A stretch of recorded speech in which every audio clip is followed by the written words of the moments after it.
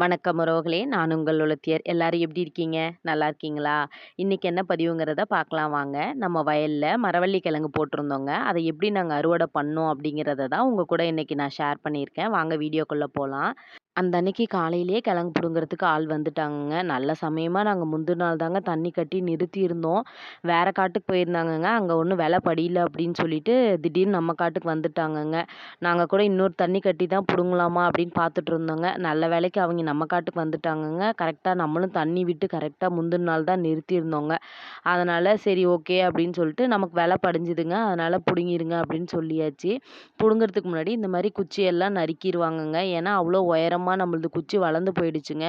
ஏன்னா நாங்க கடைசி வரைக்குமே உரம் போட்டுட்ருந்தோம் அப்படிங்கிறதுனால, நல்லா உயரமா வளர்ந்துருச்சு. அவங்களால புடுங்க முடியாதுன்னு சொல்லிட்டு, இந்த நெஞ்ச அளவுக்கு வச்சு வச்சு குச்சிய நறுக்கிட்டு தாங்க புடுங்குவாங்க.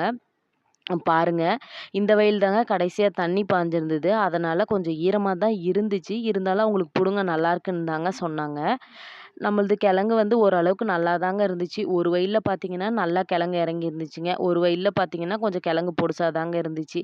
நம்ம கையில 5 விரல் இருக்குங்க. 5 விரலும் ஒரே மாரி இருக்கா? அதே மாதிரி தாங்க. ஒரு வயல் நல்லாருக்கு, ஒரு வயல் கொஞ்சம் நல்லா இல்லாம இருந்துச்சுங்க. பரவால்ல. எல்லாமே நம்ம பார்த்துக்க தான் வேணும். பாருங்க இந்த மாதிரியே தான் கிழங்கு புடுங்கி இந்த பக்கம் ஒரு அட்டி, இந்த பக்கம் ஒரு அட்டி அப்படின்னு சொல்லிட்டு போட்டுருவாங்கங்க. முதல்ல வயல் முழுக்க எல்லாத்தையுமே புடுங்கி வச்சுருவாங்கங்க. அதுவும் இந்த நான் வீடியோ எடுத்திருக்க குட்டான்ல பாருங்க, கிழங்கெல்லாமே நல்லா பெருசு பெருசாவே இருந்துச்சுங்க. சொல்ல மறந்துட்டேனுங்களே, இது என்ன குச்சி அப்படின்னா வந்து வெள்ள குச்சின்னு சொல்லுவாங்கங்க. வெள்ள தாய்லாந்து. இந்த குச்சி தாங்க நம்ம போட்டிருந்தோம். கிட்டத்தட்ட ஒரு 2 ஏக்கரா வருங்க. 2 ஏக்கராக்கும் உள்ள தாங்க வரும். அதுக்கு மிச்சம் வராது. ஏன் இந்த குச்சி போட்டிருந்தோம் அப்படின்னா, இங்க வந்து காட்டுப்பன்னி தொல்லை அதிகமா இருக்குங்க. நம்ம மத்த குச்சி சாப்பிடுற குச்சியெல்லாம் போட்டோம்னா, அதெல்லாம் ரொம்ப நாசம் பண்ணி எடுத்துருங்க. இந்த கிழங்கு அது சாப்பிடாது அப்படிங்கிறதுனால, ஓரளவுக்கு அட்டூழியம் கம்மியா இருக்குங்க. அதனால தான் நம்ம வந்து இந்த குச்சி போட்டிருக்கோங்க. அந்த அன்னைக்கு மதியானத்துக்குள்ள எல்லாத்தையும் புடுங்கி இந்த மாரி போட்டாங்கங்க. சரி அவங்க தான் கிழங்கு புடுங்குறாங்க. நமக்கு இங்க என்ன வேலை அப்படின்னு சொல்லிட்டு பார்த்தீங்கன்னா, என்னதான் நம்ம தண்ணி கட்டி உடனே புடுங்குனாலும், கிழங்கு வந்து வேர்லேருந்து கொஞ்சம் இத்து போயிடுங்க. அந்த இடத்துலலாம் அடையாளத்துக்கு ஒரு குச்சி சொருவி வச்சிருப்பாங்கங்க. நாம பின்னாடியே வந்து எடுத்து எடுத்து போட்டுட்டோம்னா, நமக்கு கொஞ்சம் சேதாரம் கம்மியா இருக்குங்க. பாருங்க இந்த மாரி தான் நம்ம நோண்டி எடுத்தோம்னா, பாருங்க எவ்வளோ பெரிய கிழங்கு இருக்குது இல்லைங்களா? பாருங்க இந்த ஒரு குழியில மட்டும் 2 கிழங்கு இருந்திருக்கு. இது விட்டோம்னா நமக்கு எவ்வளோ நட்டம் தானுங்களே! இதே மாதிரி எத்தன குழி இருக்கும், அத எல்லாமே பார்த்து நம்ம எடுத்துட்டோம்னா, நமக்கு வந்து லாபம் தாங்க. அத தான் நாங்க எல்லாருமே வந்து எடுத்துட்டுருந்தோம். ஏன்னா, அவங்க சாயங்காலத்துக்குள்ள லோடு ஏத்திருவாங்க. அதுக்குள்ள நம்ம எடுத்து போட்டுட்டோம் அப்படின்னு சொல்லிட்டோன்னா, ஒரே இதா லோடுல போயிடும் அப்படின்னு சொல்லிட்டு, நாங்க எல்லாமே கூட வேலை செஞ்சுட்டுருந்தோங்க. இப்ப 10 ஆள் புடுங்குனாங்க அப்படின்னா வந்து, நாங்க கூட வந்து 5 பேர் இருந்தோங்க, பின்னாடியே எடுக்கிறதுக்கு. அப்பயுமே எங்களால எடுக்கவே முடியலங்க. அவங்க வந்து சாப்பிட போனப்போ கூட நாங்க போகாம எடுத்து போட்டுருவோம். ஏன்னா, நம்ம எடுத்து போட்டுட்டோம்னா, அவங்க லோடு ஏத்திப்பாங்க. இல்லைன்னா கிழங்கு தங்கி போயிடும் அப்படின்னு சொல்லிட்டு, நாங்க வேக வேகமா எல்லாம் பறிச்சு போட ஆரம்பிச்சுட்டோங்க.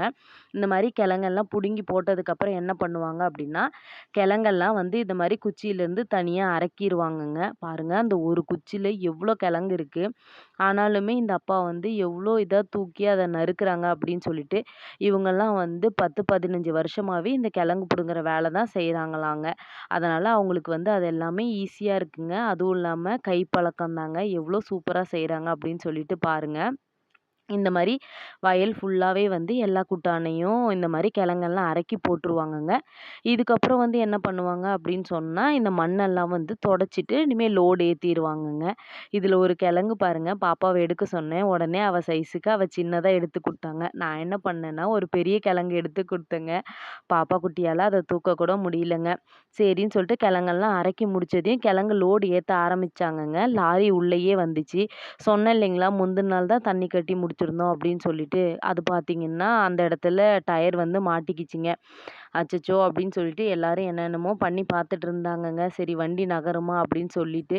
சரி இது ஒண்ணும் நகர்ற மாரி தெரியலன்னு சொல்லி அவைங்க போய் டிராக்டர் எடுத்துட்டு வந்துட்டாங்கங்க. அதுக்கப்புறம் ரோப்ப வந்து உள்ள எல்லாம் கட்டி இழுத்து பார்க்கலாம் அப்படின்னு சொல்லிட்டு, எல்லாம் வந்து ரோப் மாட்டிட்டு இருக்கிறோங்க. பாருங்க ஏன்னா வந்து லோடு ஏத்தவும் சமயம் ஆயிடுச்சு. ஏன்னா பொழுது இறங்கிக்கிட்டு இருக்குது. அப்புறம் இருட்டாயிடுச்சுன்னா லோடு வேற முடியாது. அப்படின்னு சொல்லி எல்லாரும் என்னடா கடைசி நேரத்தில இப்படி ஆயிடுச்சே அப்படின்னு சொல்லி எல்லாம் பண்ணிட்டு இருந்தோங்க. அந்த அண்ணங்க ரோப் எல்லாமே உள்ள நல்லா கட்டிட்டாங்கங்க. ஆனாலுமே லோடு வந்து 1/4 லோடு இருந்துச்சுங்க. டயரு நல்லா மண்ல பெரண்டுட்டு இருந்துச்சுங்க.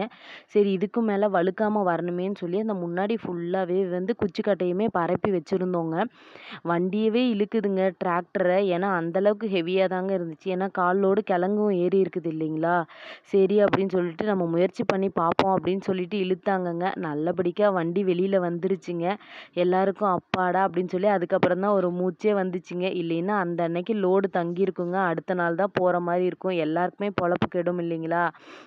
நல்லபடியா ஆனா வண்டி வெளியில வந்துருச்சுங்க. அதுவரைக்கும் ரொம்ப சந்தோஷம் தாங்க.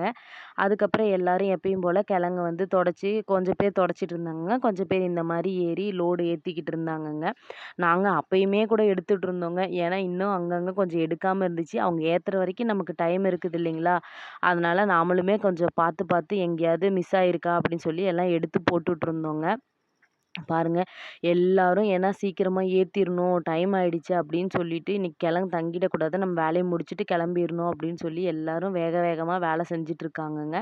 இன்னும் ஒரு வயல் தாங்க இருந்துச்சு. எப்படியும் ஏத்திரலான்னு சொல்லிட்டு ஒரு நம்பிக்கை இருந்துச்சுங்க. அந்த அண்ணன்களுமே சும்மா சொல்லக்கூடாதுங்க. காலையிலேருந்து மலப்பு தட்டாம மடமடன்னு தாங்க வேலை செஞ்சுக்கிட்டே இருந்தாங்க. நல்லபடியா அந்த அன்னைக்கு வேலை முடிஞ்சு அவிங்களும் லோடு ஏத்திட்டு கிளம்பிட்டாங்கங்க. நமக்கும் குச்சி வேலை அந்த அன்னைக்கே முடிஞ்சிருச்சுங்க. நாங்க மரவள்ளி கிழங்க குச்சி கிழங்குன்னு சொல்லுவோங்க. நீங்க என்னன்னு சொல்லுவீங்கன்னு மறக்காம எனக்கு கமெண்ட்ல சொல்லுங்க. இந்த வீடியோ உங்களுக்கு பயனுள்ளதா இருந்துச்சுன்னா, மறக்காம உங்க ஃப்ரெண்ட்ஸுக்கும் ஷேர் பண்ணுங்க. அப்புறம் நம்ம சேனல சப்ஸ்கிரைப் பண்ண மறந்துறாதீங்க. நன்றி.